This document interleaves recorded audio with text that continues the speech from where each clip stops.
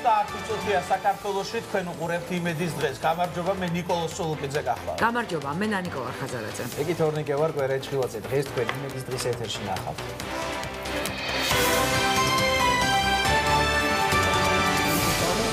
ნიკაზე თავი გამერტყა. ვთქვი რომ სახეზე მოეყენებინა ჩემთვის ჭრილობა. ნორმალური განიშნა. ამიტომაც მაგ ვაჭრილობა. ზოგადად ვიდრე წამოვდამე. ოჯახური ძალადობის მსხვერპლი ქალები.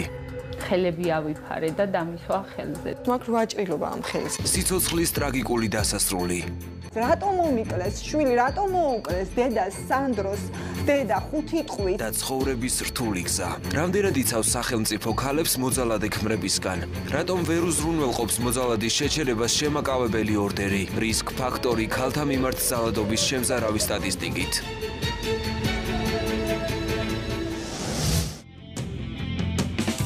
რასათქმელს უგზავნის ბენდი Evening Project-ი მსოფლიოს.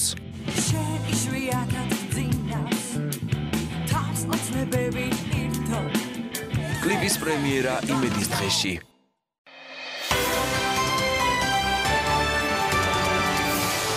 ეს იყო ჩვენი გადაცემის მთავარი თემები. იმედის დღეში ასევე ნახავთ. თუმანიშვილის თეატრი და ტანგოს აკადემია ერთობლივი პროექტისთვის ემზადებიან. პრემიერამდე რამდენიმე დღით ადრე პირდაპირ ჩართვა სცენიდან. ტრადიციულად გადაცემის მიწურულს ნუცა ბაიაძე კიდევ ერთ ახალ რეცეპტს გაგვაცნოთ. თავარმომზარეულმა ამჯერად ქათმის შნიცელი მოამზადა ყველის соусით. დღეს სამშაბათია რუბრიკა რისკ ფაქტორის დღეა. რისკ ფაქტორის გუნდი დაინტერესდა ფემიციდის თემით. და სწორედ ამ თემასთან დაკავშირებით დეტალებზე ჯობია რომ სწორედ ამ რუბრიკის ავტორი თიკო ფეიქრიშვილი მოვიწვიოთ სტუდიაში. თიკო, მოგესალმები. გამარჯობა თიკო. ძალიან მძიმე თემა გვაქვს დღეს. ნამდვილად ნანიკო, ძალიან მძიმე თემა. 13 აპრილს ბარნავის ქუჩაზე მომხდარმა ტრაგედიამ კიდევ ერთხელ გაგახსენა, რომ ქალების დიდი ნაწილი, რომელსაც პირდაპირ მნიშვნელობით სიკვდილი ემუქრება, დაუცველები არიან. ფაქტის სახეზია 1 საათით ადრე გამოწერილი შემაკავებელმა ორდერმა ვერ შეაკავა მკვლელი და მან ყოფილი მეუღლის შვილი მოკლა. ჩვენ გადავალოთ თვალი წელს რა მოხდა 2018 წლის თებერვალში 21 წლის ანა ნაცლიშვილი მოკლა ყოფილმა შეყვარებულმა 2017 წლის ივლისში 19 წლის ანა ხელაძე მოკლა ბიძაშვილმა მას სასამართლომ 18 წლის თავისუფლების აღკვეთა მიუსაჯა სწორედ გუშინ გამოცხადდა გადაწყვეტილება სამწუხაროდ ფემიციდის კიდევ არაერთი ფაქტის გახსენება შეიძლება ეს ქალები მაშინაც არიან, მაშინაც კი დაუცველები არიან, რომ როდესაც ისინი ამ ყოველფრის შესახებ პოლიციას ატყობინებენ, სწორედ იმათ, ვინც ამ ქალბატონების ცხოვრება უნდა დაიცვას. მოდით ახლა გადავხედოთ ჩვენ კიდევ ერთხელ ამ სტატისტიკას 2014 წლიდან მოყოლებული რამდენი ქალი შეეწირა სიცოცხლეს სწორედ ფემიციდის გამო.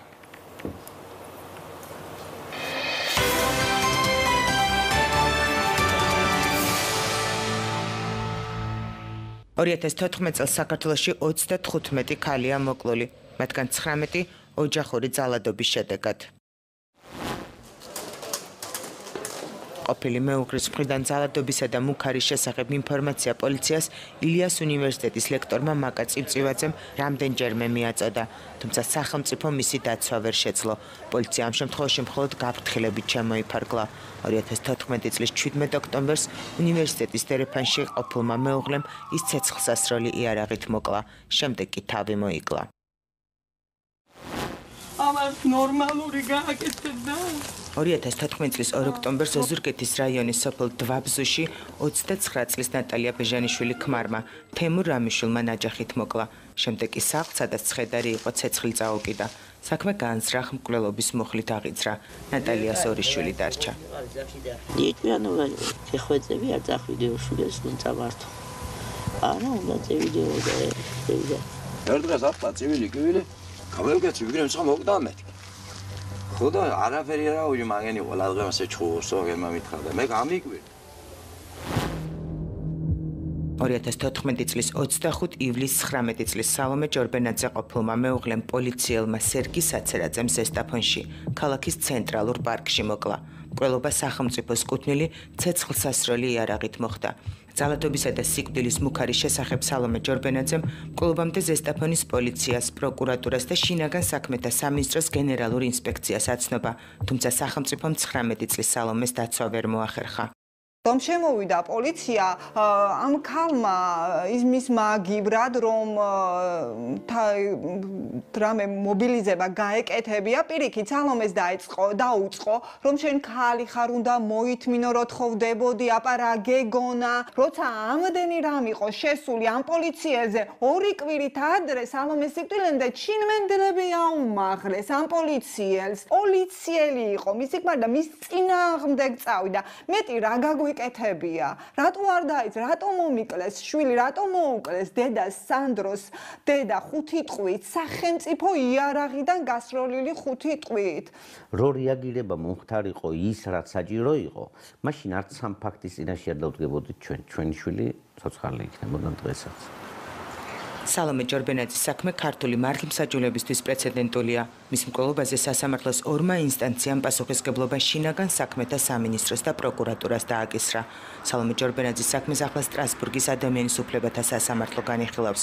ეს პირველი შემთხვევაა, როცა ევროპული სასამართლო ქალთა ძალადობის თემაზე საქართველოსთან მიმართებით იმსჯელებს. 2015 წელს გამოძიება დაიწყო ქალთა მკვლელობის 18 ფაქტზე. მათ შორის ოჯახური დანაშაულის ნიშნით საქმე 8 შემთხვევაზე აღიძრა. მათ შორის ერთ-ერთი შემთხვევა 2015 წლის 27 მაისს სოფელ კირცხში მოხდა. მოძალადე ქმარმა 34 წლის ქალს ცივი იარაღით ყელის არეში სასიკვდილო ჭრილობა მიაყენა. 2016 წელს 32 ქალის მკვლელობაზე აღიძრა სისხლის სამართლის საქმე, მათგან 14 შემთხვევაში გამოძიება ოჯახში დანაშაულის ნიშნით დაიწყო.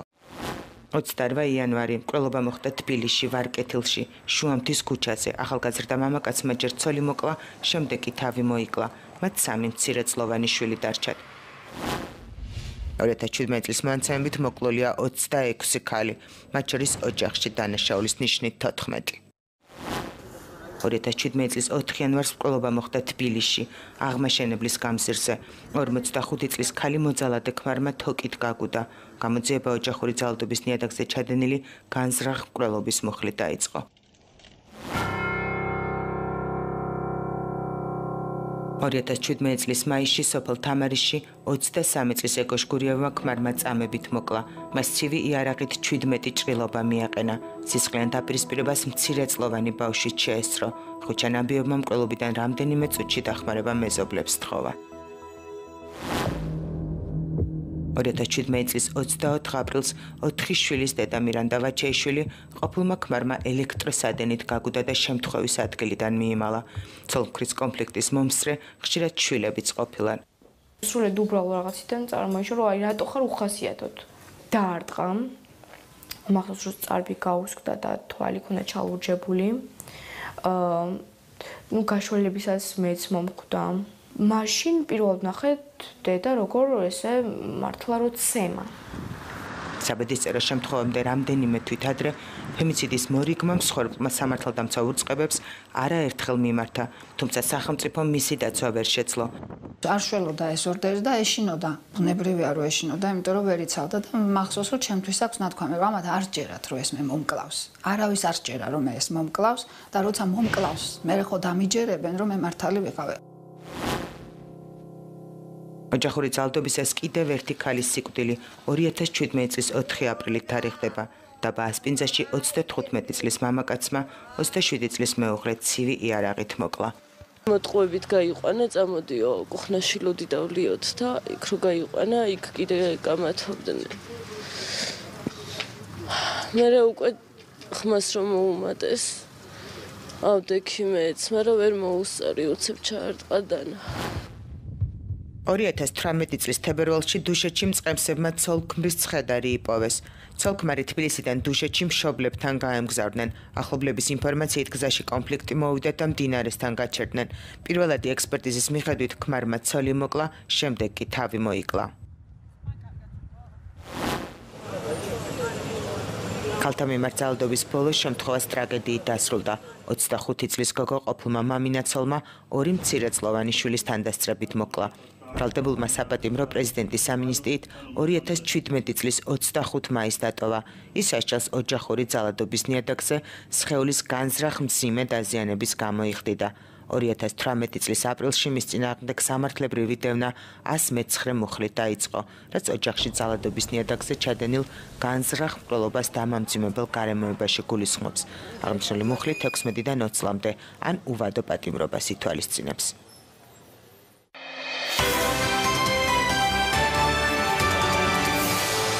საზარალია თითოეული შემთხვევა, რომელიც ჩვენ რეპორტაჟში მოვისმინეთ, თუმცა ეს ყველაფერი არის, მოდით გადავხედოთ სტატისტიკას, როგორ იზრდებოდა ოჯახური დანაშაული წლების მიხედვით.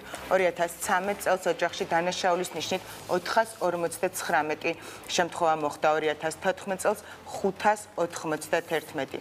2015 წელს 901 ფაქტი დაფიქსირდა, 2016 წლის სტატისტიკაზე დაყრდნობით ოჯახში ძალადობის კვალიფიკაცია ჰქონდა 1416 შემთხვევას, ხოლო 2018 წლის უკაცრავად 2017 წელს 2192 და 2018 წლის მარტის მონაცემებით ოჯახში ძალადობის ნიშნით 746 შემთხვევაა აღწერილი. ასევე მნიშვნელოვანი არის ის სტატისტიკაც, ეს არის შემაკავებელი ორდერი, ეს არის ერთადერთი ბერკეტი, როდესაც მოძალადის მიმართ სამართალდამცველები იყენებენ. მოდით გადავხედოთ, როგორის მიხედვით იზრდებოდა შემაკავებელი ორდერების გაცემა. მაგალითად 2013 წელს 224 შემაკავებელი ორდერი გაიცა, 2014 წელს 817, 2015 წელს შემაკავებელი ორდერი 2598 ქალს იცავდა მოძალადისგან, 2016 წელს 2877, 2017 წელს 4370, 2018 წლის მარტის მონაცემებით კი 965 მოძალადეზეა შემაკავებელი ორდერი გაცემული. ჩვენ კიდევ ვერ ვიაზრებთ იმას, თუ როგორი მასობრივი არის ძალადობა ოჯახში, მხოლოდ ერთ წელიწადში 4370 ადამიანი, როდესაც მიმართავს სამართალდამცავ ორგანოებს და სთხოვს მათ, რომ გასცენ შემაკავებელი ორდერი, ეს დამტახებით საკმაოდ მაღალი ციფრია. თიკო, შემაკავებელი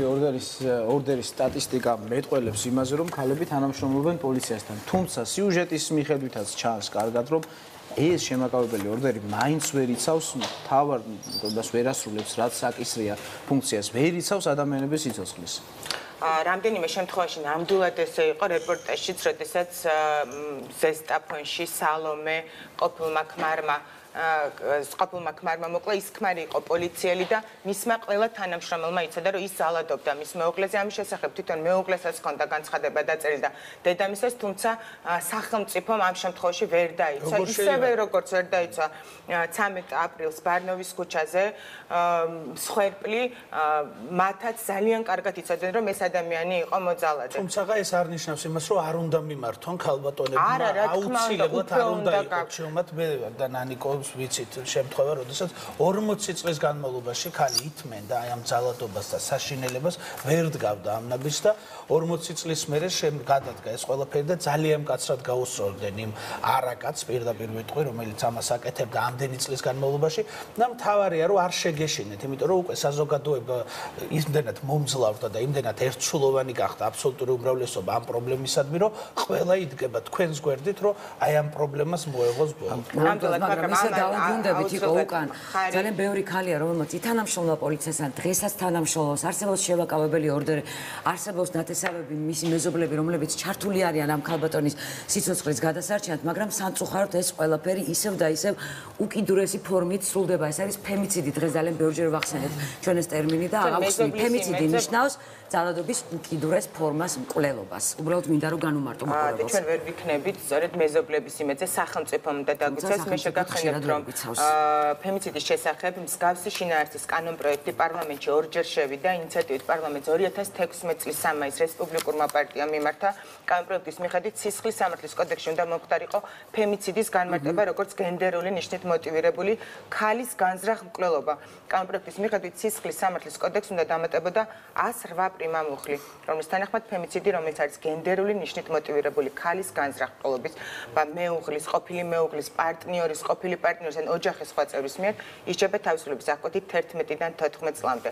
შეგახსენებთ, რომ ორჯერ საქართველოს პარლამენტმა ეს კანონი ვერ მიიღო. არც უნდა ვიყოთ ამ დეპუტატების იმედად, რადგან სხვა საზრუნავი აქვთ ამ ადამიანებს სესიაზე მისვლა ეზარებათ და სანამ არ ამოხოცავს ხალხი ერთმანეთს, მანამდე არ მოგვაქცევენ ყურადღებას, ამიტომ კანონმდებლებთან საუბარი ზოგჯერ მე მგონია რომ საერთოდ საღაზრს მოკლებული. კანონმდებლობამ როგორ გამოასწარა მდგომარეობა, მე რამდენიმე მაგალითს წაგიკითხავთ, მაგალითად საფრანგეთში, რომელიც სისხლის სისხლის სამართლის კოდექსის დამამძიმებელ გარემოებად მიიჩნევს და ითვალისწინებს უვადო თავისუფლების აღკვეთას მეუღლის მკვლელობის შემთხვევაში ან 20 წლით თავისუფლების აღკვეთას ძალადობისთვის, რომელმაც გამოიწვია მსხვერპლის სიკვდილი, თუ მსხვერპლი იყო მეუღლე ან მოძალადესთან ცხოვრები პირი.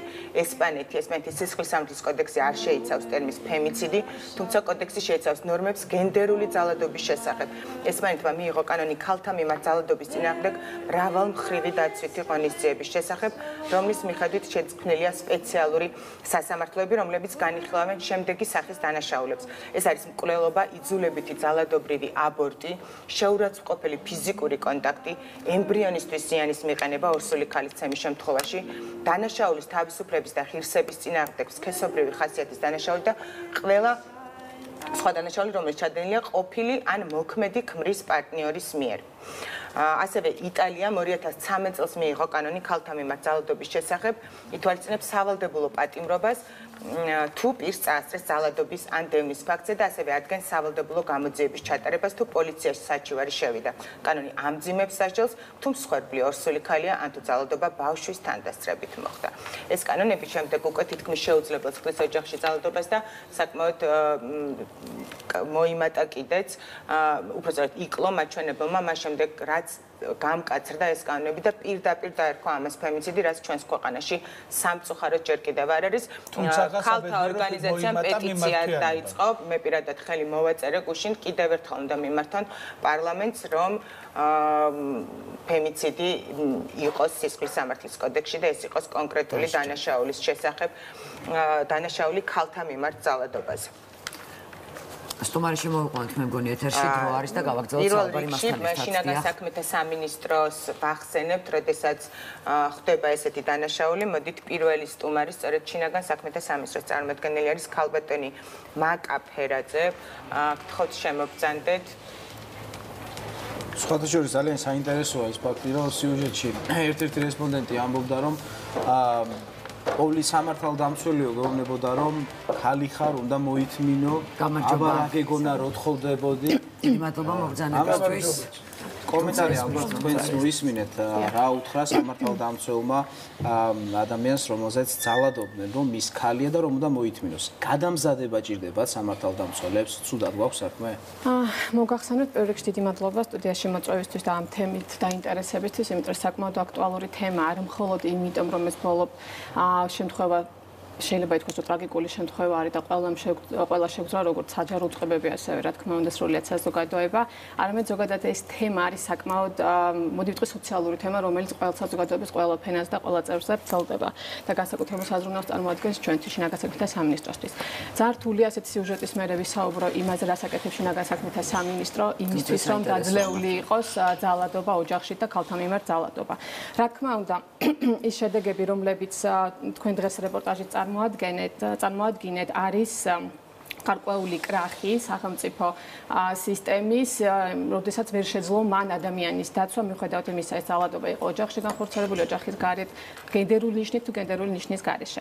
თითოეული შემთხვევა ჩვენთვის არის ტრაგედია.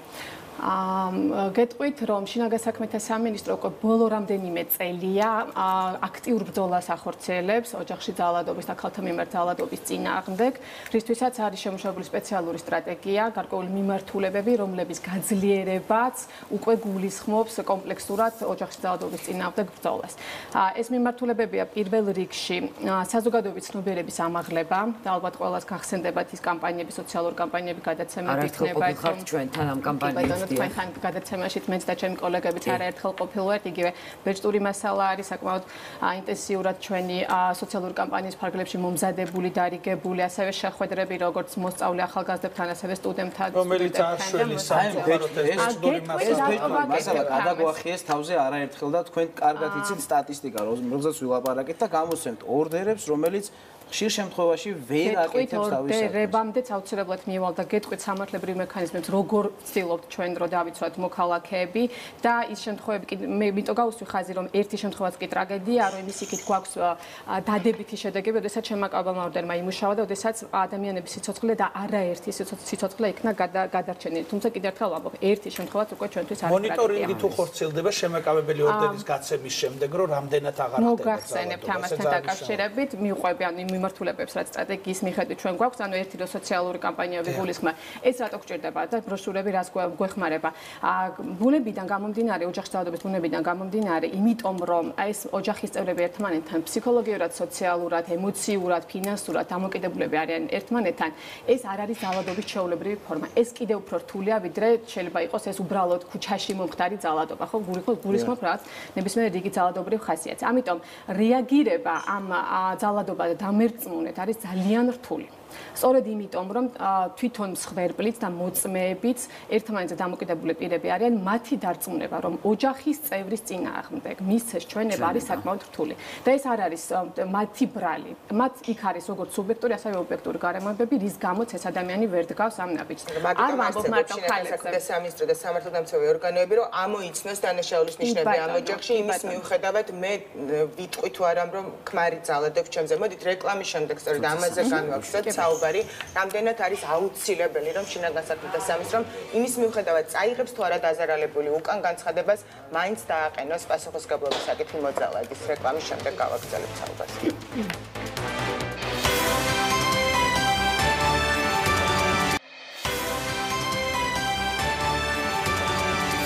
იმედის რა დაგვინდა პირდაპირ ეთერში ჩვენ შემოგვიერთდა თამარ ზოიძე, ქალი რომელიც ფემიციდს გადაურჩა, თუმცა ის ოჯახის ძალადობის მსხვერპლია დღემდე. თამარ, მოგესალმებით. უბრალოდ მე მინდა წინა ბლოკში დასმულ კითხვაზე გაგცეს ხალბატონმა მაკამ პასუხი და შემდეგ უკვე თქვენთან გადმოვალთ. ანუ რამდენად უნდა ამოიცნოს პოლიციამ რისკი, როდესაც ქალი მსხვერპლი მიმართავს მას დასაცავად. რა თქმა უნდა, როდესაც საუბრობდი სირთულეზე და მით უმეტეს იმ სირთულეზე, რაც წინ უძღვის და წინ ბარიერად უდგას ოჯახის ძალადობის მსხვერპლებს, ცხადია, რომ ეს ბუნება არის გათვალისწინებული, როდესაც სამართალდამცავი მასზე მანდატით აკისრებულ ვალდებულებას და ფუნქციას ახორციელებს, აქ ცხადია, მნიშვნელოვანია, რომ მას სწორად ჰქონდეს შეფასებული ის რისკები, რაც არის იმ ოჯახში მომავალი იმ მოძალადისგან, რომელსაც ასახელებს თვითონ მსხვერპლი. ასევე ამ დროს ხდება ოჯახის შესწავლა, წინა ისტორიის შესწავლა, იყო თუ არა გამოძახებები მანამდე, არის თუ არა ოჯახი კონფლიქტური, ყოფილა თუ არა ადმინისტრაციული სამართალდარღვევა, ან გარკვეული ნასამართლეობა როგორც მსხვერპლის, ასევე მოძალადის მხრიდან. შემდგომ ხდება სპეციალური შეკითხვებით, ასე ვთქვათ, ინფორმაციის მოძიება თვითონ ფაქტთან დაკავშირებით და არ მხოლოდ ფაქტთან დაკავშირებით, არამედ წარსულ მდგომარეობასთან დაკავშირებით, იმიტომ რომ თქვენ იცით, რომ ძალადობა არ არის ერთჯერადი, ეს არის სისტემატური ხასიათი და როგორც წესი ის რაღაცა გარკვეული ციკლის ქვეშ ტრიალებს. ანუ ამ შემთხვევაში არის დამოკითხეს დაზარალი მსხვერპლი და ვერ შეაფასეს სათანადოდ ის რისკი, რაც ამ მსხვერპლს ელოდა. ამ შემთხვევაში ჩვენების და მიხედვით თქვენ თუ გულისხმობთ ბოლო შემთხვევას მკვლელობის შემთხვევას ამ შემთხვევაში დედამ როდესაც მიმართა საკუთარი თავის დაცვის მიზნით შემაკავებელი ორდერის გამოცემაზე პოლიციამ დაუყოვნებლივ რა თქმა უნდა გააკეთა ამაზე რეაგირება გამოკითხვის ოქმის შედგა მე თვითონ მაქვს ეს გამოკითხვის ოქმის შეფასებული გამოკითხვაში მსხვერპლი ამ შემთხვევაში ქალბატონს გულისხმობ ხო დედას მოკლულის დედას მიუთითებს რომ მკვლელი, ანუ მისი მოძალადე მუდმივად ითხოვს მისგან შერიგებას და ემუქრება ფსიქოლოგიურად. ოღონდ ემუქრებოდა თვითონ დედას და არცად ჩვენებაში ნახსენები არ არის სამწუხაროდ, რომ მუქარა მიმართული იყო შვილის ან შვილებისადმი. ასე ცოლის ცემის ფაქტზე, კი ბატონო, კი, ანუ მაგას ხო ვამბობ ზუსტად, რომ თვითონ ქალბატონის და მოძალადის ურთიერთ კონფლიქტი იყო ასახული, მაგრამ არ იყო სტუმარზე ბოდიში, რომელიც ასევე ძალადობის მსხვერპლია. ბებიის ინტერვიუ იყო ამ გარდაცვლილის ბების, რომელიც ამბობდა, რომ დედას უთხრაო, რომ შენ რა კი ვერ, შენ შვილზე ვიძიებს. აქვე ვიტყვი უბრალოდ, რომ სწორედ იმიტომ, რომ აი ესეთი ფაქტები არ დარჩეს ყურადღების მიღმა და თითოეული ნიუანსი იყოს გათვალისწინებული უკვე, როგორც რეაგირებამდე, ხო, ანუ გამოძიების დაწყებამდე იქნება თუ შემაკავებელი ორდერის დაწერამდე, სწორედ ახლა ის დეპარტამენტი, რომელსაც მე წარმოვადგენ, ვამუშავებთ რისკების შეფასების ინსტრუმენტს, რომელიც არის გარკვეული კითხვარი ფორმულით, რომელიც მისცემს სამართალდამცავ საშუალებას, რომ უფრო მეტად ზუსტად დაინახოს მომავალი რისკი მოძალადისგან. მაგრამ მიეცემა პოლიციას ბოდიში დრო აღარ გვეყოფა, მოდი ნახოთ რეალურად რა ხდებოდა ქალბატონი თამარის ცხოვრებაში, რომელსაც არაერთხელ ყავს გამოძახებული პოლიცია, არაერთხელ არის გამოცემული შემაკავებელი ორდერი და საბოლოოდ ახლა მისი ქმარი საჯარო აღზრდების დეპარტამენტში. ორდერი იყო, როცა გამოვიძახე პირველად და ნუ ეგ იყო, რომ აიყვანეს, იმიტომ რომ როცა მოვიდა პატრული, მიხვდნენ რა ნამსხვრევები იყო სახლში, რაღაც დამტრეული იყო ნივთები მაგიდა. ანუ მე გავედი სახლიდან, მოახერხე, იმიტომ რომ რა თქმა უნდა, იმიტომ რომ სახლში ვერ მოახერხებ მაგ დროს, ანუ აბსურდია, რომ ეხლა მოგცეს საშუალება, რომ ტელეფონი აიღო და 20 წუთი ელაპარაკო 112-ს, რა ხდება და სად მოვიდეს და 20 წუთი რატომ უნდა ელაპარაკო? იმიტომ რომ ძალიან ბევრ კითხვას გისვავენ ამ დროს, რომ აი იყო ერთ შემთხვევა, რომ გამოვიძახე პატრული, მითხრეს, რომ არც ცალია ეკიპას 5 წუთში დარეკეთ. 5 წუთში მოკლავს. გარაშე ვიმალებოდით მე ბავშვი და სტუმარი იყო ჩემთან არასრულწლოვანი. ნუ 5 წუთში რომ გადავრეკეთ, მეკითხება, რომ დიახ, არ დაწყნარდა სიტუაცია ისევ გირტყა. რაღაც არაადეკვატური ის არის და ამ დროს როცა აი გონზე მოვედი, რაღაც მომენტში გონება დავკარგე, დავინახე სადაც დამალა ტელეფონი და ავიღე ტელეფონი. დიახ და გავიქეცი, იმიტომ რომ ვერ მოვახერხებდი ხშირ, ანუ მეტად შემთხვევაში იყო რომ მიმტვრევდა ტელეფონს ან მიმალავდა. ესე იგი პატრულამდე ჯერ 112-ის თანამშრომელს უნდა უმტკიცო რომ ნამდვილად გიყავს და აწყნარდება და მერე თუ გაგიღიმა ბედმა და 112-ის თანამშრომელი დარწმუნდა, მერე მოვიდა პატრული, მერე რა ხდება? ამის მანამდე რეკომენდაციებს გავდივდი ჩემს ადვოკატთან, იურისტია მეგობარი და გეგმავდით რომ ანუ იმიტომ რომ მასაც ვაფრთხილებდი რომ იძულებულს ხვდითქო და სწორედ ეგ მინდა რომ მანდამდე მიგიყვანო, მართლა მექნება მერე ფიზიკურ ძალადობას ხონდა ადგილი? ფიზიკურს რა თქმა უნდა და არ ვიცი, ჭრილობები მქონდა. საავადმყოფოში ვიწექი ერთხელ, ნუ თავის ტრამა მქონდა, ხელის ტრამა მქონდა, კისრის არი პირში დაღვრა აბსოლუტურად და საავადმყოფოში მოდიოდა და კი რამდენჯერმე და ყურში ჩუმად მეუბნებოდა რომ თუ რამეს ვიტყოდი, იყო რომ მოვიდა პატრული საავადმყოფოში იქ, სახლში ბავშვი აღარ დამხვდებოდა, იმიტომ რომ ბავშვი სახლში იყო. შიშის ქვეშ იყო. რამდენი წელი გრძელდებოდა იმ დღემდე, ვიდრე თქვენ გამოიძახეთ რეალურად უკვე? რეალურად, ანუ 2 წელი წამოსული ვიყავი სახლთან, 5 წელი იყო ეს და 7 წლის. ანუ 7 წლის განმავლობაში თქვენ მუდმივად იყავით ამ კაცის მუქარის ქვეშ, შემდეგ რაც გადმოვედი ქირით, ანუ ცალკე გადავხედე და გადავწყვიტეთ თავიდან ვითომ მიიღო ჩვეულებრივ, მაგრამ შემდეგ უკვე იყო რომ მოვარდებოდა ესე ღამე რამდენჯერ მოხდა სხვადასხვა ფაქტი დანით და რა ბავშვმაც მიიღო დაზიანება ერთხელ დაიწვა ხელისწრით. 5 წლის იყო 6-ის ახლა მე 7 წლის. აი ბოლოს როგორ მოხდა როცა დააკარეს მეზობლებს ესმოდათ ყველას მეუბნებოდნენ რომ აი ეს არის შენი გასაკეთებელი. სახლში რაღაც ხდებოდა. ყოველთვის, იმიტომ რომ ახლა ამ დროს ადამიანი ითხოვს შველას და ანუ ყვიროდით თქვენ და ითხოვდით შველას მუდმივად. ჩემს გარდა ბავშვის ახლა ტირილი და კივილი იყო ხოლმე ისტერიული არის და ამ დროს როცა ბავშვი იწყებდა კივილს ხან პირზე ესე გუდავდა რომ ვითომ და გარბოდა ფანჯრებთან აი თუ რაღაც და ყველა დუმდა უბანი ჩუმად იყო კორპუსი ჩუმად იყო ვინმე ვინც თქვენ როგორ მიახსენეთ იმას რომ პატრული მოიყვანეთ და დააკავეს ეს ადამიანი გავედი სახლიდან ნუ არ ვიცი გავრბოდი ჯერ რო არ გამომეკიდოს თქო ვერაზე ცხოვრობ და სადღაც ზევით გორგასო ეს ქუჩამდე ავედი და რო დავრეკეთ ჩემს ადვოკატს რა გავაკეთო თქო და სასწრაფოდ დარეკე ეხლაო და მეც მოვალო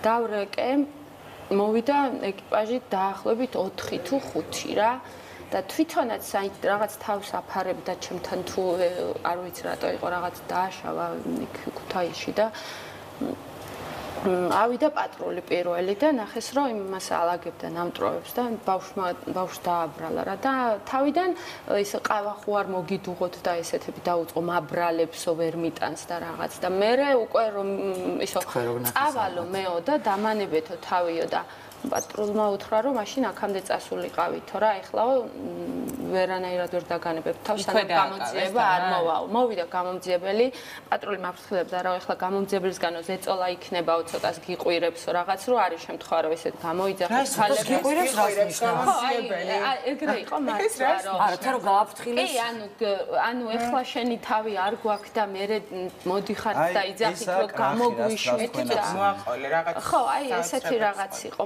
და გამომძიებელი მართლაც და ზუსტად ეგ სიტუაცია და მაგრად დადექიო ეხლა ახალაო, თორე ჩვენო მოგვიწევს დატოვება ამისიო რა. და გიყვირათ გამომძიებელმა. ხო, ეხლა შენ ისტერიკაში ხარო, შოკში ხარო და შეიძლება ვერ ხვდებიო და მე დაგვიწყო რომ გამოუშვითო და ჩვენ მე პრობლემები გვექმნებაო და დაფიქრდი რა გინდაო და მეც აი ესე უკვე იმდენად ვიყავი რა. მეთქი ახლა ამდენი წელი ამას ვფიქრობ და კარგად ვიცი რა მინდა თქო რა და ნუ მე უკვე რომ დარწმუნდნენ რომ რაღაც ეს ერთგვარი ის არ იყო ჩემი ძალიან გულისხმო ისტერიკა გულისხმერად ეკიდებოდნენ გადამყვანილ. ხო, პრეცედენტია, ბევრი როდესაც ჯერჩივიან და მერე მიდიან და არაბატონო და გამოშვების გასაგებია, მაგრამ რა საუბარია ეს ახლა გიკივლებს ის რა ქვია გამომძიებელს და შენ ჩუმად იყავი რა ის პატრული რომ მოდის რომ ოთახში დაგვაყენეს ითხოვდა რომ შემეშვითო ერთი წუთითო და ნუ ის პატრული არ უშვებდა რა და მე ამოაცლებინეს ის ჯიბეები და უბრალოდ სანამ სამხედრო დამცველი წარმომადგენელი ჩემმა ერთი კითხვა მინდა კიდე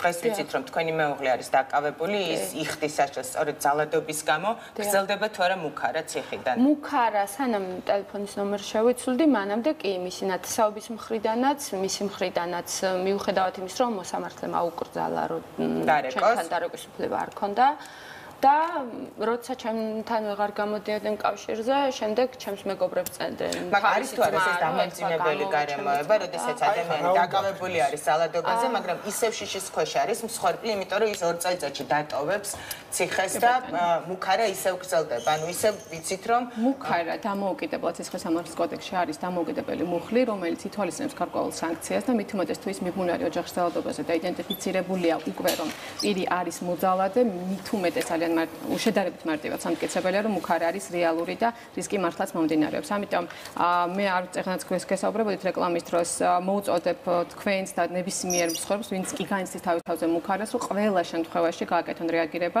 შეატყობინონ სამართალდამცავებს რომლებიც თავის მხრივ საჭირო აღსრულების დაწესებულებაში ამ შეტყობინებას გაუშვებენ და დამერწმუნეთ საჭირო აღსრულებაში ადმინისტრაცია ამას დახასიათების დროს გაითვალისწინებს აუცილებლად იმიტომ რომ იქ მთელი რიგი პროცედურები არის მანამ სანამ ადამიანი გამოვა და დატოვებს საჭირო აღსრულების დაწესებულებას ხდება მისი ასე ვთქვათ პორტფელის შედგენა დიახ პროფილის შედგენა და ამ პროფილის დროს ზოგადად მოძალადეები კარგი ფარისევლები არიან და საზოგადოებაში მათი ამოცნობა არ უნდა უჭირდეს პროფესიონალს რომელიც მუშაობს საჯაროდ მაგრამ თვითონ ისე კარგად ატყუებდა ყველას რომ აი ჩემს ოჯახის წევრებსაც კი არებოდა თეჭვი რომ მე არ ვიყავი ძალიან ბედნიერი აი თუმცა დღეს თქვენი მეუღლე კი ისინი არიან ძალიან დახვეწილი და მიზანდასახული ანუ თუ უკვე მკვლელი არა პოტენციური მაინც რა მაგალითი არის იმ ადამიანების ვინც დღეს სახლში სხედან და მათი მეუღლეები ყოფილი მეუღლეები თუ მშობლები ძალადობენ მათზე ამიტომ ძალიან კარგად უნდა მოვუსმინოთ თამარს მან როგორ დაძლია ეს და რამდენი ხალი არის ძალადობის მსხვერპლი რომელიც ჯერ კიდევ ვერ რისკავს და თუნდაც სახალხო დამცველს რამდენი ინფორმაცია აქვს შინაგან საქმეთა სამინისტროსგან განსხვავებით მოდი შემოვიყვანოთ ჩვენ კიდევ ერთი სტუმარი ეს არის ანა ილურიძე რომელიც არის სახალხო დამცველის აპარატის გენდერული თანასწორობის დეპარტამენტის უფროსი გამარჯობა, მადლობა მობრძანებისთვის. პირველ რიგში ალბათ გვისმენდით თქვენ, ნახეთ რეპორტაჟი, სტატისტიკა ჩვენზე უკეთიცით ალბათ. თქვენი აზრით პრევენციის კუთხით როგორ მუშაობს სახელმწიფო ამ ეტაპზე? სახელმწიფო პრევენციის კუთხით ქალთა მიმართ ძალადობის საკითხებზე გაძლიერა მუშაობა. თუმცა იმდენად არის გაზრდილი გამოვლენის მაჩვენებელი, რომ ის ნაბიჯები, რასაც და სერვისები, რაც ჩვენ გვაქვს სახელმწიფოში, ქალთა მიმართ ძალადობის პრევენციის, აღკვეთის და დახმარების კუთხით არ არის საკმარისი ცალსახად და ჩვენ ხედავთ, რომ შემთხვევებზე ეფექტური რეაგირება ხდება, თუმცა შემთხვევების მასშტაბი არის გაზრდილი და გამოვლენის მასშტაბთან დაკავშირებით სახელმწიფო კიდევ ერთხელ უნდა დაფიქრდეს და გადახედოს და ფეხი შეუწყოს ამ მოვლენებს. შინაგან საქმეთა სამინისტროში ახალი დეპარტამენტის გაჩენა ერთგვარი პასუხი არის გაზრდილ გამოვლენის მაჩვენებელზე, თუმცა მეტი მუშაობაა და უფრო ეფექტური მუშაობაა საჭირო, რომ შემცირდეს. ერთი სტანდარტით მართვა ძალადობის შესაძლებელია თუ ინდივიდუალურად უნდა მიუდგნენ სამართალდამცველები ყველა გამოვლინებას ძალადობის ოჯახში.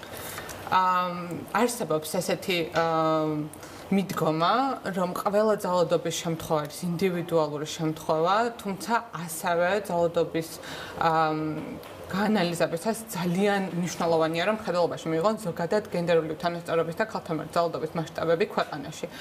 აი ამ ორი მონაცემის ბალანსი უნდა იყოს აუცილებელი. არ შეიძლება რომელიმე შემთხვევას მხოლოდ ინდივიდუალური კუთხით შეხედა და მხოლოდ თქვენ თუ დაგიცავთ ინდივიდუალური გეგმით ადამიანი პირადად ქალბატონმა. ჩვენ ყველა შემთხვევას ვუყურებთ, როგორც ამ ადამიანის შემთხვევას, ჩვენთან შემოდის განცხადებები და ყოველთვის ვიღებთ მხედველობაში მომართავს თუ არა სახალხო დამცველისთვის ვის მიმართა, გვაქვს კონტაქტი გამცხადებელთან და ბოლომდე მივყვებით მას სანამ მას სურს რომ ძალადობრივი დამოკიდებულებისა და ქცევის შესვლაზე ორიენტირებული სასწავლო კურსი უნდა გაიაროს. პრაქტიკაში მუშაობს თუ არა სახელმწიფო მოძალადესთან. პრაქტიკაში საპილოტე ვერსია არის და მხოლოდ პრობაციონერები და მსჯავრდებულები გადიან, ანუ ძალადობრივ დანაშაულთა და მსჯავრდებულები გადიან.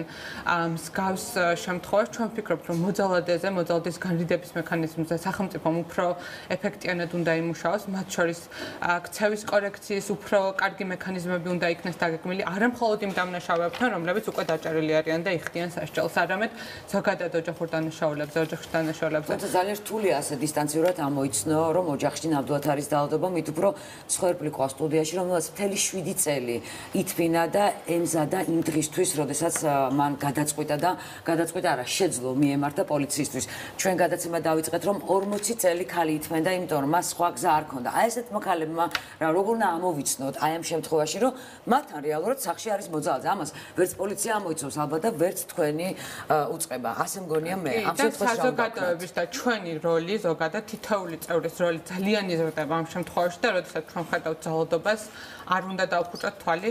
სახელმწიფო უწყებების როლი იზრდება, რომ გაზარდონ ინფორმირებულობა ხალხის იმ სერვისებზე, რომელიც არსებობს ძალადობის მსხვერპლთა დაცვისა და დახმარებისთვის და ასევე ძალიან მნიშვნელოვანია ნდობის გაზრდა.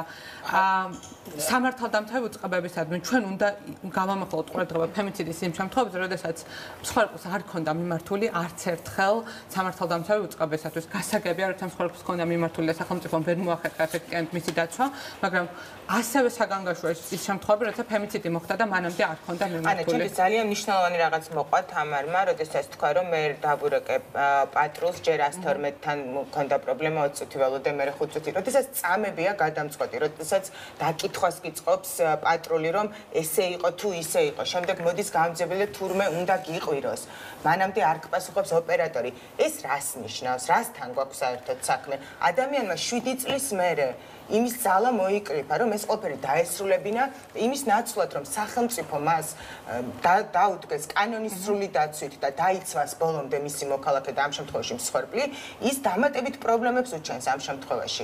ორივესგან მინდა პასუხი, მაგრამ ალბათ არ არის მარტივი მოსესმენი თქვენთვისაც ის, რაც თამარმა მოგუყვა, ეს ჩემთვის ძალიან მნიშვნელოვანია. აი ორივემ რომ გვიპასუხოთ რიგრიგობით. დამერწმუნეთ, მე ძალიან გამეკვირდა ეს განცხადება, მით უმეტეს 112-ის ოპერატორების საუბარი იწერება. ყველა შემთხვევაში შეგვიძლია რომ განვიხილოთ მე და აუცილებლად ხუთი დაბრუნდების სამსახურში ამას დავაყენებ დღის წესრიგში, მე გამოგითხოთ თარიღს და ასევე სრულიად მიუღებელია ის, რაც თქვენ თქვით, რომ პატრულმა რაღაც გარკვეულწილად ინფორმაცია მოგცეთ იმასთან დაკავშირებით, რომ შეიძლება უხეში იყოს გამომძებელი. თქვენ ახსენეთ, რომ ეს პრეცედენტებზე, რა თქმა უნდა, ბევრი შემიძლია თამარი არ არის, მაგრამ თუ მიაქციეთ ყურადღება რამდენიმე რესპონდენტი, რომელიც უკვე კი ბატონო, რა თქმა უნდა, რომ პატრული მათ ეუბნებოდა, რომ ხალი ხარ მოითმინე, ტყუილა ნუგვირეკავ, წადი სახლში. ძალიან ბევრჯერ იყო რეაქცია პატრულის არასწორი და პირიქით დაადანაშაულეს ხალი. ანუ მიდგომები არ იყო სწორი. ანუ ეს არის ცალსახად ის ფაქტი, რადგან სახელმწიფოს არაერთხელ უსაუბრია და რეკომენდაცია გაუწია, არაერთხელ ეს არის არამგრძნობიარე დამოკიდებულება ძალადობის მსხვერპლთა მიმართ. პროკურატურას და შინაგან საქმეთა სამინისტროს უნდა ჰქონდეთ სპეციალური გამოკითხვის წესები გენდერული ძალადობის და სექსუალური ძალადობის მსხვერპლთა მიმართ. მათ სჭირდებათ სპეციალური მიდგომა, რომ ისინი გაიხსნან და ისაუბრონ ძალადობის ყველა ფაქტზე. რატომ არ დაასახელა დედამ, თუნდაც ბოლო ფემიციდის შემთხვევაში, რომ მის შვილსაც ემუქრებოდა. ესეც არის ამ ჭრილში გასაგები. როგორ მიუდგა, რამდენად დაუსვა კითხვები, სრულყოფილად მიიღოთ.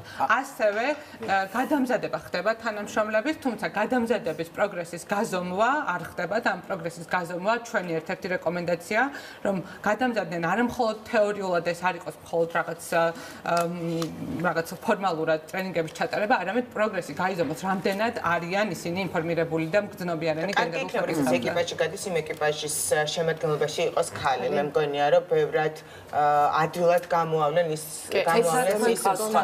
რომელიც თავად იყო მსხვერპლი ოჯახური ძალადობის და ახლა მას ნდობის ფაქტორი უფრო მაღალი აქვს და ძალიან ბევრი ხალი მიმართავს ერთ-ერთ რეგიონში არის თუ არ ვცდები არ მახსოვს სახელი და გვარი სამწუხაროდ. მივედით იქამდე რომ ეს სისტემის კრახია. არა, ესე ვერ ვიტყვით ცალსახად, იმიტომ რომ მე თავშივე აღვნიშნე და აუცილებლად კიდე არაერთხელ გავემეორებ, რომ გვაქვს შემთხვევები და ანას დამეთანხმება, როდესაც იგივე სამართალდამცავის ჩარევამ, სწორმა კვალიფიკაციამ, დროულმა რეაგირებამ, იმ სამართლებრივი მექანიზმების გამოყენებამ, რაც არსებობს, იქონია შედეგი და თუნდაც ის 400-ზე მეტი შემაკავებელი ორდერის მიღმა არიან გადარჩენილი ადამიანები, 7 ოჯახები და ასე ვთქვათ, ჯანსაღი ოჯახები, ხო? ორდერი არის პასუხისმგებლობას იღებს შემაკავებელი ორდერი, რომ უსაფრთხოდ იქნება მსხვერპლი. შემაკავებელი ორდერი, მოდი ესე ვთქვათ, ეს არის პრევენციული ღონისძიება. შემაკავებელი ორდერი, ყველგან მიმორი, რომ ეს არ არის გარანტია იმისა, რომ შეიძლება ძალადობა არ განხორციელდეს. მაშინ რა თუმცა ეს არის გეტყვით ახლა. ხასიათიდან გამომდინარე, თუ კი თვითონ ძალადობა, რომელზეც მოხდა რეაგირება, არ არის იმ ხასიათის, რომ შეიცავდეს სისხლის სამართლის დანაშაულის ნიშნებს და არ არის საჭირო, რომ იყოს დაწყებული გამოძიება, ასეთ შემთხვევაში დგება შემაკავებელი ორდერი და პირი გაფრთხილდება, ასე ვთქვათ. აი მაგალითად იმასთან დაკავშირებით, თუ კი სიტყვიერში ურაცხყოფას აკეთებს, როდესაც ფსიქოლოგიურ ძალადობას ახორციელებს, ან უფრო სუსტ ძალადობას, რომელიც არ არის დანაშაულის ნიშნები, იმიტომ დანაშაულის ნიშნები მოქმედებს შემაკავებელი ორდერი. რაღაც შემთხვევებში მოქმედებს და ჩვენ ვერ ვიტყვით და არ უნდა დავაკნინოთ არანაირად შემაკავებელი ორდერის ხასიათი. არ მოქმედებს, როდესაც ადამიანს განზრახული აქვს მეუღლის მოკლა. შემაკავებელი ორდერის გამოცემასთან ერთად აუცილებელია, რომ შინაგან საქმეთა სამინისტროს და სამართალდამცავ უწყებებს და იქნება ეს უბნის ინსპექტორი თუ ვინ იქნება ეს უწყების დასადგენია, კონდეს ვალდებულება, რომ მოახდინოს ამ შემაკავებელი ორდერის მონიტორინგი. იქნება ეს მოძალადის სამაჯური, თუ ნებისმიერი სხვა მონიტორინგის საშუალება, მონიტორინგის მეთოდოლოგია შესაძლოა აქვს გასაწერი და აღსასრულებელი. ამის გარეშე შემაკავებელი ორდერის ეფექტიანობაზე შეიძლება დღეს კითხვები იყოს დასმული. ფაქტია, რომ ძალიან სერიოზული პრობლემა არის დღემდე, ჩვენ რომ გვეგონა რომ რაღაც შეიცვალა, ნამდვილად არ ყოფილა ესე. მე უბრალოდ თამარი როგორც მაგალითი იმის, რომელიც გადაურჩა ფემინისტი, რომელიც ჯერ კიდევ საფრთხის ქვეშ არის. მე მინდა იმ ქალებს მიმართოს, რომლებიც ჯერ კიდევ სახლში არიან და ჯერ კიდევ ძალადობის მსხვერპლი.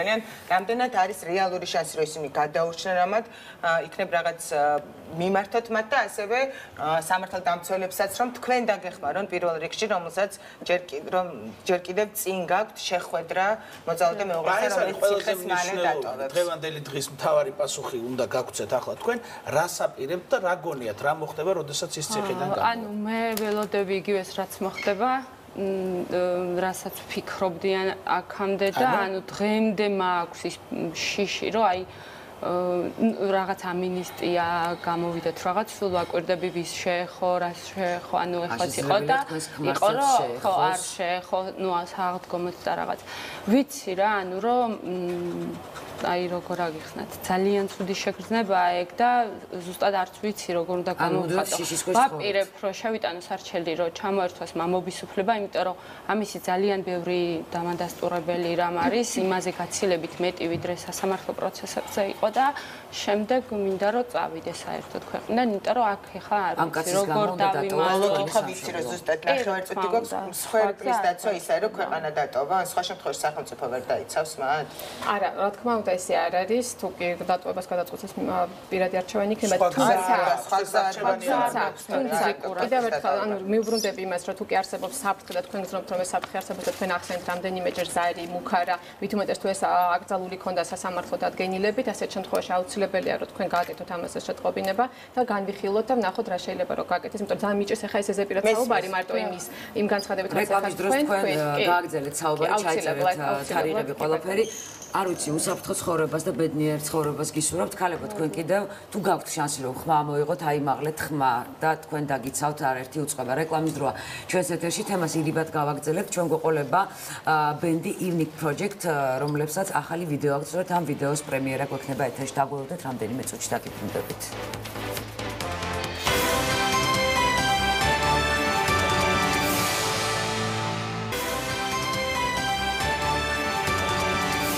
დაბრუნდა პირდაპირ ეთერში ჩვენ პირდაპირ სტუმრებთან ერთად ვართ მე მინდა გაგაცნოთ ისინი სალომე გოცივი და წელი ციკლაური ეს არასრული შემადგენლობაა ბენდისა Evening Project მოგესალმებით დიდი მადლობა მოგზანებისთვის რეკლამამდე თქვი რომ ქალებზე ძალადობას ჩვენ ირიბად მაგრამ მაინც გავაგზავნებთ ხო აბა გისმენთ თუ შეიძლება სალომე მოგესალმებით პირველ რიგში მინდა მწუხარება გამოთქვა იმ ფაქტთან დაკავშირებით რომ ეს ჩვენი კლიპის პრემიერა დაემთხვა საზარელ ფაქტს და სამძიმარს უცხადებს, რა თქმა უნდა, ყველა იმ ოჯახს, სადაც ესეთი მსგავსი ტრაგედია დატრიალებულა მომხდარა. რაც შეეხება ჩვენს ბენდს, ეხლა არასრული შემადგენლობით ვართ, მხოლოდ ორნი ვართ. არიან. თეო შეგიძლია რომ თეო არის ჩვენი ვოკალისტი. ასევე არის ჩვენი ბენდ ლიდერი, ასე ვთქვათ, ხელმძღვანელი გია თავბერიძე. ჩვენი დრამერი. ბადრი ტერელაძე, რომელიც ჩვენი ყველაზე უფროსი, ასე ვთქვათ, ჩვენ შორის ყველაზე უფროსი დამსახურებული, ძალიან დიდი მუსიკალური გამოცდილების მქონე ადამიანი, კლავიში. დიახ. და ტატო ჯინჯიხაძე, გიტარისტი ჩვენ. დიდი მადლობა. თქვენი სიმღერები ძირითადად ასრულებთ ცნობილი შემსრულებლების cover ვერსიებს სიმღერების, მაგრამ ამჯერად მოდი მინდა ვისაუბროთ იმ სიმღერაზე, რომლის პრემიერად შედგება და რომელიც მიუძღვენით ქალთა საკითხებს და ქალთა თემას. დიახ. ეს საერთოდ ეს იდეა წამოვიდა იქიდან, რომ ზოგადად ეს ბოლო პერიოდში გავრცელებული უამრავი საზარელი ფაქტის გამო ჩვენც რა თქმა უნდა გვაწუხებდა ეს თემა და რაღაცნაირად მუსიკოსები ჩვენ საქმეში ესე ვეხმაურებით, ან ვერთიანდებით რა მოკლედ ამ თემის გარშემო. როგორც შეგვიძლია, დიახ. აუცილებლად უნდა ვახსენო, რომ ამ იდეის თანაავტორია, ვინც კლიპზე იმუშავა, რეჟისორი ილია სამგანიდი. უნიჭიერესი ადამიანი, რომელიც აბსოლუტურად მთელი გულით მონდომებით იყო ჩვენთან ერთად იმუშავა კლიპზე და მადლობა მინდა უთხრა მას და მთელ გადამღებ ჯგუფს. აი გადამღები ჯგუფი თეო მინდა ახლა მიპასუხოს ვინ არიან, ვინ დაწერა ტექსტი სიმღერისთვის, მუსიკა, ვინ გადაიღო. სიმღერის ავტორი გახავთ სალომე. არანჟირება ერთად გაკეთდა ერთობლივად. პრინციპში უფრო ინსტრუმენტალისტებმა ითავეს ეს ყველაფერი, რაღაც პატარ-პატარა ნიუანსები ალბათ მე შევიტანე მე და სალომე უფრო ერთად ვოკალს რაც შეეხება და თავიდანვე რაღაცაი თითქოს თანდათანობით მივხვდით, რომ ეს უნდა ყოფილიყო ამ თემაზე. სიმღერა ქართულად, ხო? გამომდინარეც, დიახ, ქართულენოვანია თვითონ ტექსტი. უბრალოდ აი თვითონ მის სამღერი არის ინგლისურენოვანი, თვითონ ეს ენა კი სხვა ენებიც არის ახლა ისეთი საერთაშორისო რომ ამბობენ როგორც ეძახიან, მაგრამ ინგლისური მაინც მithumetes ჩვენ ქვეყანაში და თან გლობალური პრობლემა რადგან არის ეს ინგლისურად ამ მესიჯია, ერთგვარი მესიჯია ისეთი say something ხმამაღალი ნათქვამი გამოდის რაც ვერ ითქმის ხმამაღლა და ბევრისთვის ეს გამწკუნველია და არიყვნენ ჩუმად და თქვენ თავისი ვერ იმაღლებენ ხმას 10 წლების განმავლობაში მithumetes კავკასიაში სულ იყო ეს პრობლემა ქალები რატომღაც იყვნენ ჩუმად. ეს თქვენი ნიშა იქნება ერთგვარი რომ რაღაც სოციალური პასუხისმგებლობა გექნება ერთგვარი აღებული და რაღაც თემებზე პროტესტი გექნება თუ ეს ერთჯერადად ჩათვალეთ საჭიროდ რომ გაიკეთებინათ ქალთა უფლებებზე. ეცით რა არის ახლა არ ვიცი რამდენად გამოგვივიდა ჩვენი სათქმელი, თუმცა საერთოდ ძალიან რთულია რომ მუსიკოსი ზოგადად ამ სოციალურ თემას შეეხოს.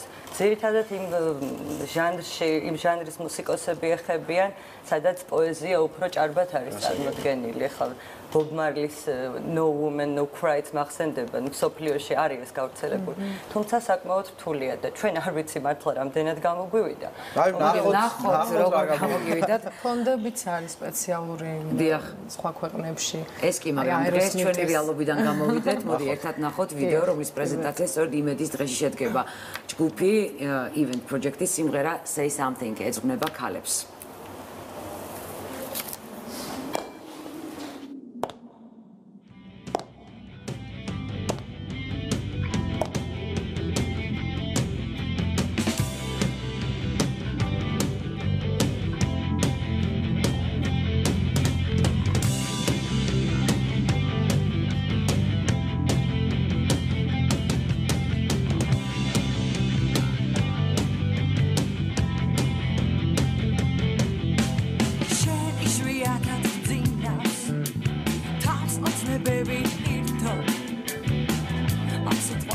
ვარადებს და მოდი მითხარი რასაც ფიქრობ და გამოდი ხმარ მაღლა ქვირა ჩუმა შენ გაგილვებს თავში რაც არ უნდა გეთქვა ვთქვა ამ დროზე ვერა ვერა ვერა ვერა ათქვი say say say something say say say something you gonna say say say something say say say something მითხარი სანამ ვინმე სხვა გამაგონებს იმას სიტყვას რომელიც აფასობს მარტივად ექცევა mainstream-ად და იმად რომ ეშვიათად წინას დავს მოგონებით ვირთო ჩემთვის რაც უნდა გეთქვა ვთქვა ისევ იმაზე ვერა ვერა ვეღარ ვფიქრობ say say say something say say say something you gonna say say say something say say say something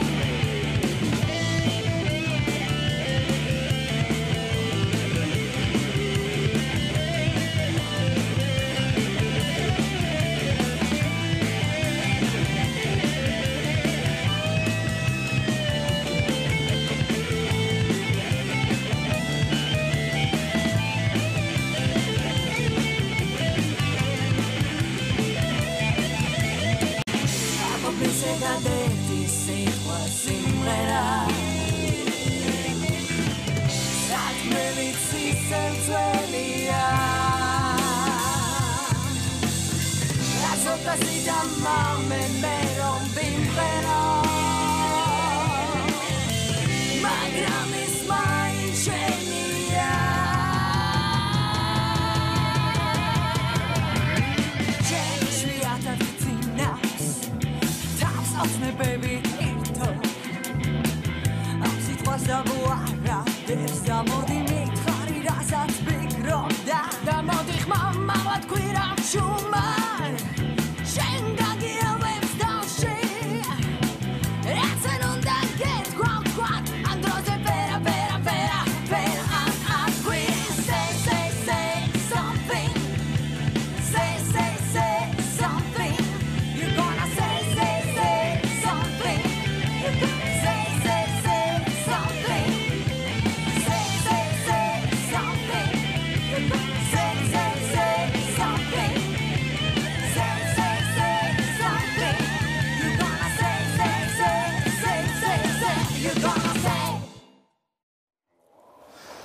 საზოგადოება მოუთმელად ელოდება თუმანიშვილის თეატრისგან შემოქმედებით სიახლეებს და როგორც ვიცით პრემიერისთვის ემზადებიან ისინი მსახიობები დრამატული თეატრის მსახიობები აცეკვდნენ და ვნახოთ რას გვიმზადებს ეს თეატრი მარიკა ბაკურაძე იმყოფება კინომსახიობთა თეატრში საიდანაც გავიგებთ ახლა როგორ მიმდინარეობს რეპეტიცია მარიკა შუადღეებში ვდობის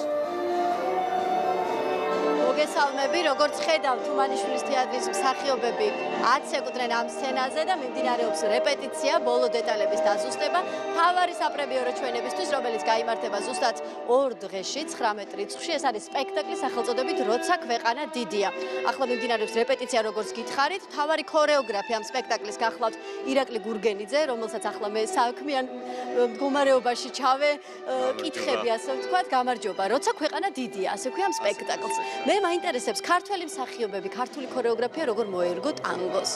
მე ვფიქრობ, რომ ძალიან საინტერესო გამოვიდა, მთელი ენთუზიაზმით ჩავერთეთ პროცესში და აი შედეგს დავდებთ სულ რამდენიმე. მე როგორც ვიცი, ეს სპექტაკლი არის უსიტყვო, იქნება მხოლოდ ცეკვა და რახან ვიცით, რომ არის ტანგო, ალბათ ეს ყველაფერი არის სიყვარულზე, იმიტომ რომ ტანგო სიყვარულის და ემოციების გარეშე. რა თქმა უნდა, არის სიყვარულზე, ურთიერთობებზე, იმ ბრძოლაზე, რომელიც ცხოვრების მანძილზე ხდება ყოველი ფეხის ნაბიჯზე და იმ არჩევანზე, რომელსაც ვაკეთებთ. როგორი იყო ქართველი მსახიობების გარდასახვა? ძალიან საინტერესო პროცესი იყო და იყო მთელი ეს პერიოდი თითქმის 2 თვე ნახევარი ყოველდღიურად ესეთი შემოქმედებითი პროცესი ჰქონდა და ძალიან ღელავთ და ნახოთ.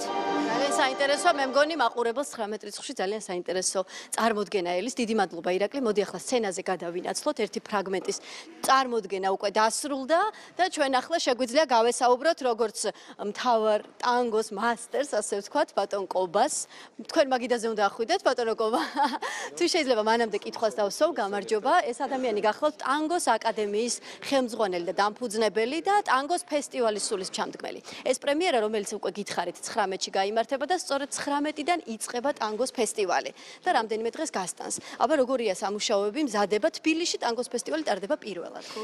თბილისში მოკლედ ჯამში ეს არის მეორე საერთაშორისო ფესტივალი. მაგრამ მანამდე იყო ბათუმი. მანამდე იყო ბათუმში, კი ბატონო, და თბილისში ახლა უკვე პირველად ეს ფესტივალი არის 19-დან 23 აპრილის ჩათვლით და 19-ში ეს არის უშუალოდ ტანგოს სპექტაკლით გახსნა ამ ყველაფრის, როცა ქვეყანა დიდი ეს ტანგოს სპექტაკლი იცით თქვენ უკვე. არგენტინული ტანგო მსოფლიოში არის ძალიან პოპულარული. საქართველოს რა დონეზე ამ პოპულარობაში ჩვენთან რამდენად უყვართ და აინტერესებთ ტანგო?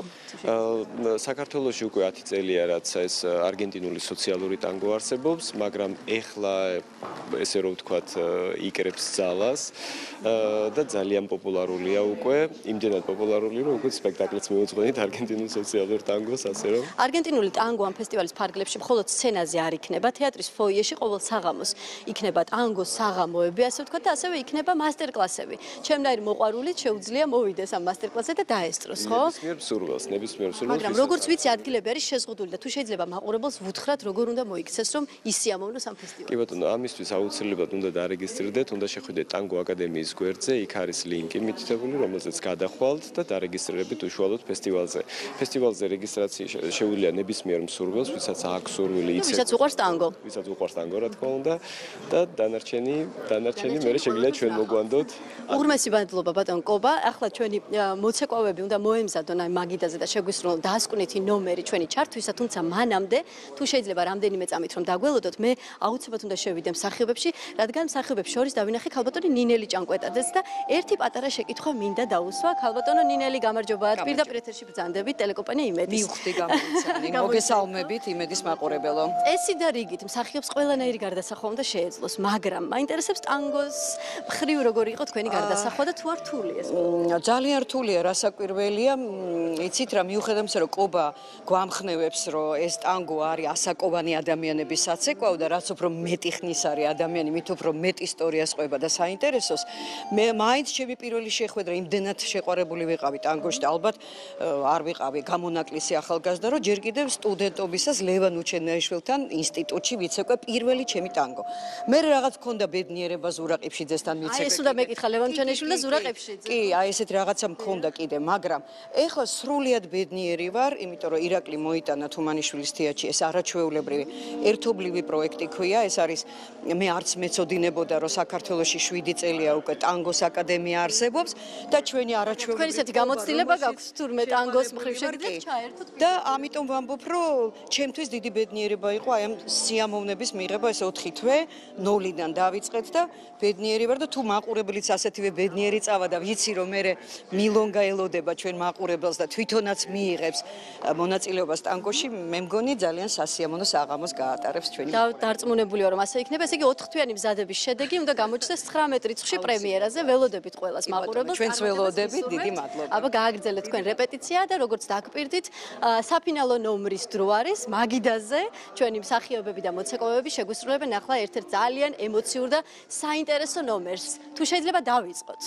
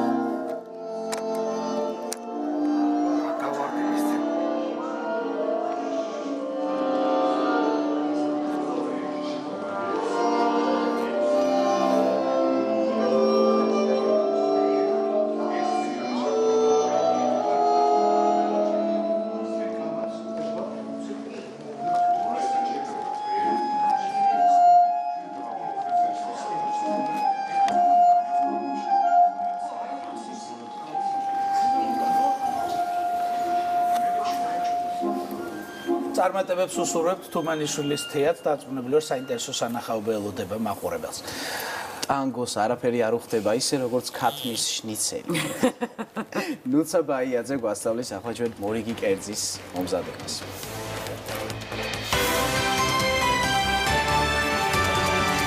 ქათმის შნიცელი ყველის соусით მსუბუქი, გემრიელი და მარტივად მოსამზადებელი კერძია.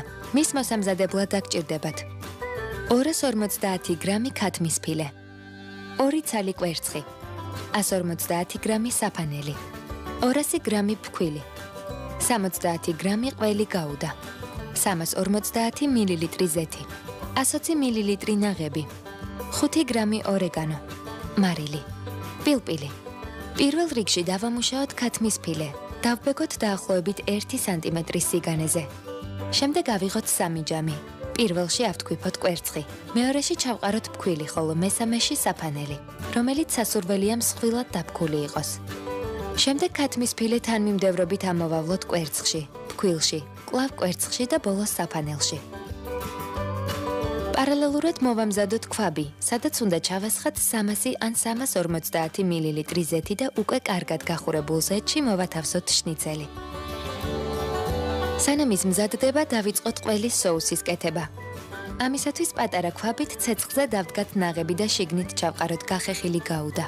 დავამატოთ ცოტაოდენი მარილი, პილპილი და ორეგანო.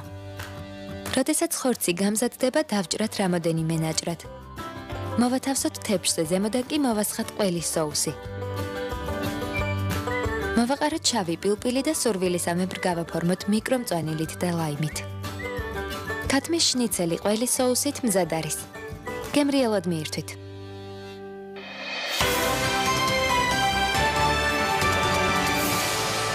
ის ხა დაგვრჩენია დავიმშვიდობოთ დღეს მაყურებელს. დავშვიდობოთ მომავალ შეხვედრამდე 2 საათზე ქრონიკა იწყება. ნახვამდის. ნახვამდის.